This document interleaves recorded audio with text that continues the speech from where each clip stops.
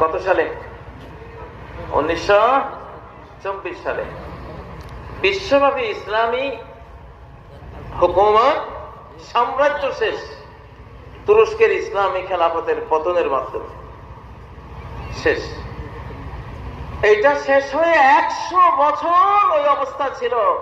সেই যে সানসেট হয়েছে, আমাদের সাম্রাজ্যের সূর্যাস্ত হয়েছে, 100 বছর ডুবেছিল।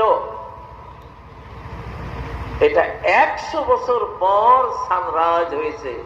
সেই ইসলামের সূর্য আবার আকাশে উদিত হয়েছে। এটা নবীজির হাদিস যে ইন্নাল্লাহা ইয়াবআসু লিহাযিল উম্মাহ, এই উম্মতের 100 বছরের মাথায় আলা রাসি কুল্লি মিআতি সানা, 100 বছরের মাথায় এমন নেশন আল্লাহ নিয়ে আসবেন, এমন ব্যক্তিদেরকে নিয়ে আসবেন মান ইউজাদ্দিদু লাহা দীনহা, যারা এই উম্মতের দ্বীনকে সম্পূর্ণ নতুন